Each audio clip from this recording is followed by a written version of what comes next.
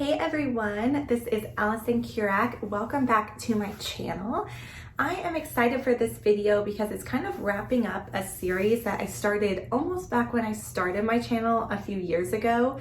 And that was the What Does a TC Do series. So if you've watched my previous videos or if you want to go back and check them out now, there's one about what does a TC do when they get a new contract? What does a TC do when after the inspection repair negotiations are over? And then what does a TC do before closing, which was about our 7 to 10 day out from closing up until the closing date mark. I wanted to share this video kind of what does a TC do after closing, because I really want to be clear and answer any questions agents may have or aspiring TCs, when exactly does the TC's work end? Like, are they just done? Oh, it's closing day, they're done? Or when are they wrapping up?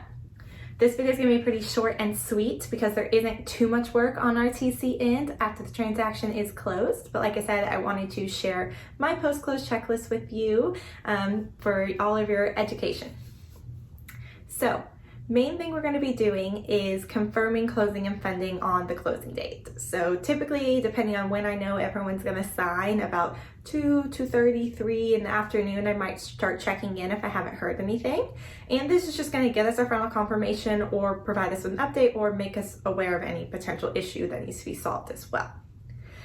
Also, once we do get confirmation of closing and funding, I'm going to work on gathering any final documents that are required by the particular brokerage. Sometimes this is the final settlement statement, sometimes it's a buyer walkthrough form, a copy of the title commitment if you didn't already have one, maybe a survey. So really just whatever is required as final closing documents by the brokerage, making sure we have those.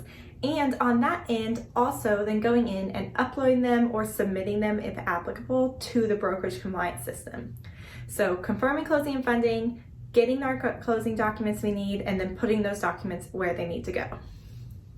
That is the bulk of post-closing. A couple other things, I like to, no matter what side we're on, send out a thank you email post-closing. This could go to the buyer or seller, this could go to all the parties in the transaction. I think it's just kind of a nice touch to really let everyone know that it's wrapped up. And then also if we're on the listing side, we're gonna need to probably be making sure that we have the listing closed out in the MLS system. But other than that, our work is pretty much complete. So even though closing and funding day may be when the agent gets paid, I find there's usually a 1 to 2 day kind of period of gathering final documents or maybe a final question or just waiting to get everything uploaded, whatever it may be, before we totally get the file closed out.